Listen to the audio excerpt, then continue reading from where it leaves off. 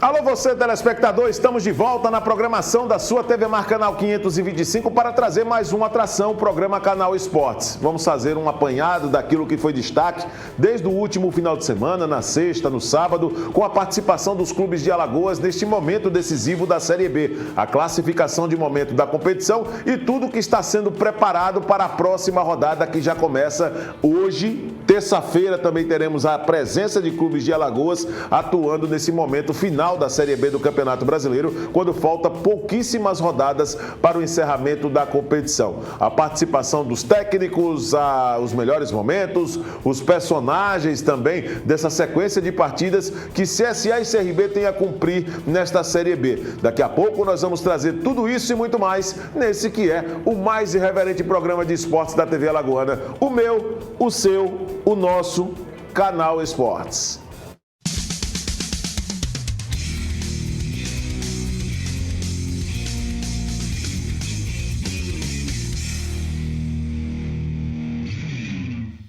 Vamos começar o programa fazendo um apanhado daquilo que foi destaque no último final de semana. Na sexta-feira, o CSA jogou contra o Guarani no estádio Rei Pelé. A partida tinha um caráter importantíssimo porque se tratava de um confronto direto. Os dois times, naquela oportunidade, entraram em campo com 35 pontos. O Guarani com uma ligeira vantagem, tinha 8 vitórias contra 7 do CSA. O duelo também marcou um reencontro do CSA com seu ex-técnico Moza Santos. Aliás, que grande treinador, né? O Moza Santos faz um trabalho excelente. Por onde ele passa, é um cara que tem demonstrado muita qualidade e muita competência. Não foi assim na Chapecoense nem no Cruzeiro no ano passado. Mas os últimos trabalhos do Moza têm sim realmente rendido muitos elogios, sobre essa questão de ser um dos técnicos mais promissores desta nova geração. E aqui em Maceió, o CSA não conseguiu, mesmo com muita vontade entregue em campo, alcançar o seu objetivo, que era vencer para poder sair da zona de rebaixamento. Pelo contrário, o Azulão perdeu em casa e se complica na Série B do Campeonato Brasileiro. Vamos ver. Ian Rolim, Diego Renan, cruzamento por baixo, a meia altura, ela chega no Elton, Lucas Barcelos, Elton bate pro gol, ela vai por cima. Então você vai ver um detalhe, ó. A parede do Lucas Barcelos e a finalização que passa. Olha a sobra. Osvaldo ajeitou de lado o Gabriel. Na ultrapassagem de Diego Renan. Vem cruzamento com o desvio. A bola tá viva pelo alto. A sobra. Osvaldo girou.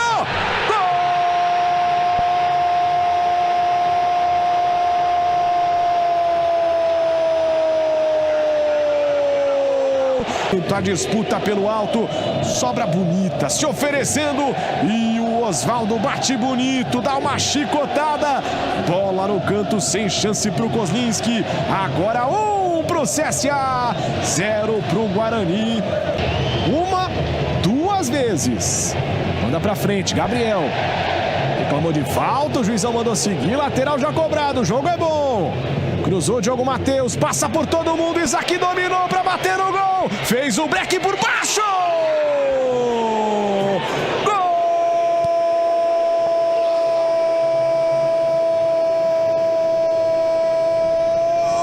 do Guarani! Mesmo assim bateu por baixo e empata o jogo no Rei Pelé. Agora 1 pro Guarani, 1 pro CSA, Serginho! Ele tava suspenso, né? Tá suspenso, tava pendurado. Giovanni Augusto bateu pra dentro e quase o gol contra do Guilherme Paraíba. Lucas. É a cobrança na segunda trave, o toque de cabeça, Kozlinski. As laterais do campo, marcar os lados, principalmente aquele lado ali do Lucas Marques, do Osvaldo e do Gabriel. Tá preocupado com isso. Aí o cruzamento, Elton de cabeça, o toque! E o Uritanque, gol!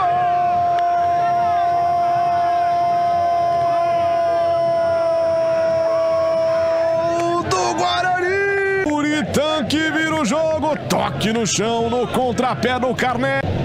Richard Rios, Diogo Matheus. Tava o passe mais à frente, foi mal, Lourenço sobrou, bateu pro gol! Tem rebote na área, briga por ela o Marcelo! É baixinho, habilidoso, e o Kozlinski defendeu na primeira, e depois até, claro, pela frente aí, todo o segundo tempo. Tá de volta o Rodrigo. Lourenço, vem escanteio na segunda trave, passa pelo Kozlinski! e vai deixando o CSA dentro da zona do rebaixamento. Aí o passe mais à frente, Elton bateu pro gol, defendeu Kozlinski. Levantamento por baixo, chega para cortar Derlan. Tirou mal, Barcelos bateu pro gol, Kozlinski. E a galera esqueceu do Lucas Barcelos. Pois é, a derrota não foi boa para o CSA pelo momento da competição. A equipe continua na zona de rebaixamento e agora, pelo contrário, já não começa mais a disputar a permanência com equipes como o Guarani, como o próprio Vila Nova. São adversários que o CSA precisará pensar nas próximas rodadas. O confronto do CSA neste exato momento é com o Novo Horizontino. Daqui a pouco nós vamos trazer a classificação atualizada para você entender o porquê que estou dizendo isso. Porque as outras equipes já abriram uma margem em relação ao CSA, que mesmo que o CSA venha vencer, como o próprio Guarani, que hoje tem 3 pontos, 9 vitórias e o CSA só tem 7, o CSA não passa o Guarani na próxima rodada. Então, é preciso pensar de uma maneira bem mais agora minuciosa, rodada a rodada, adversário por adversário, para poder tentar permanecer na Série B. Roberto Fernandes conversou com a imprensa depois do jogo e fez uma análise a respeito desse resultado, em que o CSA perdeu em casa, permanece na zona de rebaixamento e se complica na Série B nesta reta final da competição. Bom resultado, o CSA perde o jogo em casa. Alguns fatores, né? Por exemplo, você teve dúvida até o último momento de colocar o Lucas Barcelos, toma o CSA um gol logo no início do segundo tempo, o time não repetiu a mesma atuação no segundo, né? E até mesmo o empate seria até um bom resultado, esperando aí o resultado da Chape contra a equipe do Bahia. Gostaria que você fizesse uma análise geral sobre esse resultado, Roberto. Boa noite a todos. A equipe começou, né, fazendo um bom jogo, né, buscando pressionar o adversário, criou algumas situações e chegamos ao primeiro gol, né? Curiosamente, né, depois que nós fizemos o primeiro gol, nós fomos diminuindo o ritmo da nossa equipe, né? Eu não tenho dúvida, não quero direcionar que esta é a razão, não é isto, mas o tempo a mais que o Guarani teve de se preparar e de descansar para esse jogo, foram 5 dias a mais, né? Eu acho que acabou pesando um pouco, porque a gente faz o primeiro gol e, inexplicavelmente, o nosso ritmo de jogo ele começa a baixar. E aí o Guarani começa a crescer e chega a um empate. E no momento que chegou o empate, a equipe sentiu, não é, um pouco isso aí, voltamos para o intervalo, conversamos com os atletas, buscamos orientar algumas situações e aí a gente leva um gol super, mega, hiper precoce, leva um gol cedíssimo no segundo tempo.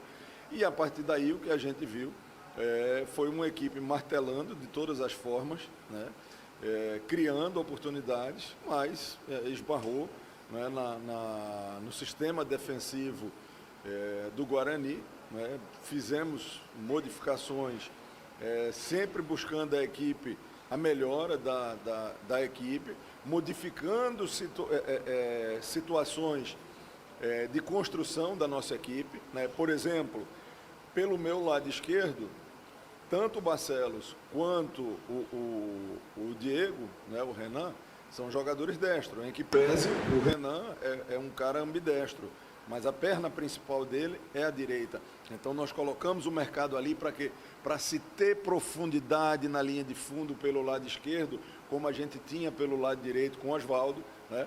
Aí o desgaste foi batendo em alguns atletas e no momento que foi desgastando, a gente foi substituindo, sempre buscando a equipe se tornar mais ofensiva e as últimas substituições, aquela substituição do desespero, né, onde a gente colocou praticamente 4 atacantes, o Elton, o Rodrigo Rodrigues, o Rogério e o Mercado, para que essa bola fosse alçada na área, para que a gente desse peso na área, porque essa jogada de cruzamento na área poderia, se tivesse sido feita com um pouquinho mais de eficácia, causar dano ao adversário, porque o Kozlinski não vinha acertando bem a saída de gol, tanto que a gente teve 2 oportunidades, né, em saída de gol do goleiro do Guarani um pouco equivocada, então era para pressionar, mas Eu acredito que hoje era aquele tipo de jogo que a gente ia estar jogando até agora, né, e realmente as coisas não funcionaram bem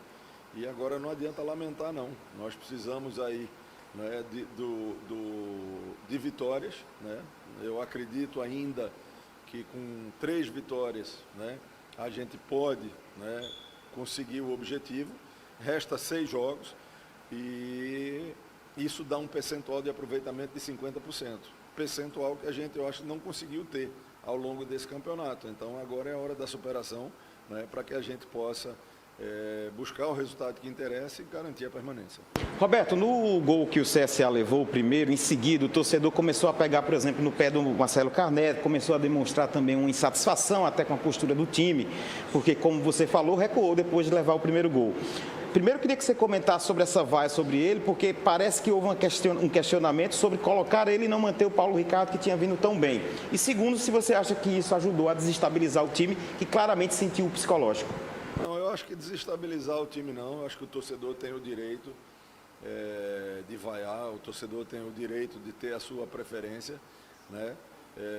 O Paulo Ricardo é um goleiro que tem muito potencial, entendeu? Mas o titular é o Carné.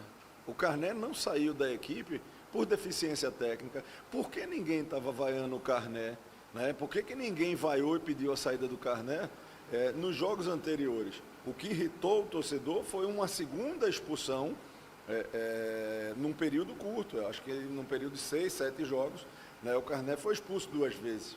Então isso aí, com certeza, fez com que o torcedor perdesse um pouco da tolerância. Agora eu te pergunto, foi por deficiência técnica que o Carné saiu da equipe? Por que ninguém questionou a saída do Carné? Só para você ter uma ideia, tá? O goleiro reserva, quando eu cheguei aqui, era o Jean. Era o Jean, não era o Paulo. Agora o Paulo entrou na equipe aproveitando o seu trabalho e a oportunidade, porque quando o Carné ficou de fora, o Jean estava com a virose, não pôde ir para o jogo da Chape, não pôde sequer também no jogo diante da Tombense, né? E o Paulo protagonizou no jogo da Chapecoense uma sequência de defesa das mais lindas que a gente conhece na história do futebol. Agora, peraí, nós estamos falando de 2 jogos. Será que daqui a 10 jogos, se o Paulo for titular, o pensamento do torcedor vai ser esse? Agora, o treinador não pode trabalhar desse jeito, né? Se você perguntar aos atletas, né, se de uma forma geral, a saída de um atleta por uma expulsão, né, e não por deficiência técnica, você vai gerar uma instabilidade no grupo de uma forma geral, né? E hoje, particularmente, eu eu preciso ver melhor os lances, mas dali eu não vi, não entendo que tenha sido falha dele. O segundo gol foi uma cabeçada queima-roupa e o primeiro gol, de novo, uma desconcentração terrível, que é o segundo gol que a gente leva de jogada lateral, né? Então, é preciso avaliar com calma para não desestabilizar num momento como esse, onde a gente tem que buscar o mínimo de erro possível para poder conquistar o objetivo, que é da permanência. Roberto, como você bem falou, não tem nada perdido ainda, né? E o CSA tem demonstrado que tem força para reagir. Mas o próximo jogo é contra o time que está no G4 e até agora o CSA só conseguiu ganhar de um time que foi o Vasco, inclusive ganhou muito bem. O que é que o torcedor pode esperar do CSA no jogo contra o Grêmio? Cara, primeira coisa de tudo, nós vamos aguardar a representação. A viagem para Porto Alegre é uma viagem extremamente complicada. A gente já viaja no domingo, uma viagem onde a gente não vai ter no domingo ainda a certeza de quem realmente vai estar em condição para jogar. E a nossa volta para Maceió, nós chegamos aqui às 1h30 da manhã da véspera do jogo.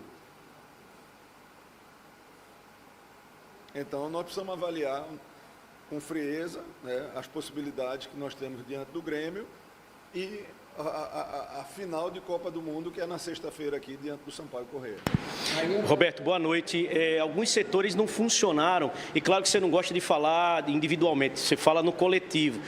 O que é que não funcionou, na sua opinião, hoje no CSA, e o que é que você propôs já no segundo tempo, trocando os laterais por laterais no jogo? Boa noite, Roberto. Não, por laterais, Rodrigo, eu nem considero essa substituição. Nem considero. Eu acho, se você quiser fazer outra, eu até lhe dou essa oportunidade. Eu troquei os laterais depois dos 40 minutos do segundo tempo, né, para ir para uma bafa geral, né, colocar 2 caras descansados, já que eu tinha 2 centroavantes de área, para tentar os cruzamentos, já que a bola por baixo não estava entrando. Então, a substituição dos laterais nem considero relevante, não. Em relação também ao que foi fundamental, na sua opinião, para não ter dado certo hoje? Nada deu certo. Nada deu certo. Eu acho que alguns atletas não fizeram uma partida tão bem tecnicamente, outros fizeram um pouco desconcentrado, e a gente procurou dar sequência, num momento como esse, repetir a equipe, né, que tinha vencido a última partida. Mas as substituições também não surtiram efeito, não. Eu acho que a gente teve uma noite infeliz, entendeu? De um jogo tão importante. Pegar as lições, né, desse jogo aí, para que a gente, nesses 3 últimos jogos, como mandante, a gente tem que fazer os 100% de aproveitamento, e vamos ver se a gente consegue somar um ponto fora de casa. Eu acredito que chegando a 45 pontos e 10 vitórias, é muito difícil você não conquistar o objetivo. Muito bem, aí a participação do técnico Roberto Fernandes fazendo uma ampla análise a respeito do resultado do CSA, jogo que foi realizado na última sexta-feira. O CSA agora terá uma parada dificílima pela frente, mas outro jogo muito, mas muito complicado, que é contra o Grêmio de Futebol Porto-Alegrense, lá em Porto Alegre, na casa do adversário, o que pode piorar ainda mais essa situação do CSA, pela qualidade que o Grêmio exerce e pela ambição do Grêmio em garantir matematicamente o seu retorno para a primeira divisão do futebol nacional. No próximo bloco você vai poder acompanhar também o desempenho do CRB com o Ituano no sábado e tudo aquilo que envolve os próximos jogos da Série B do Campeonato Brasileiro. É logo depois do intervalo, voltamos já.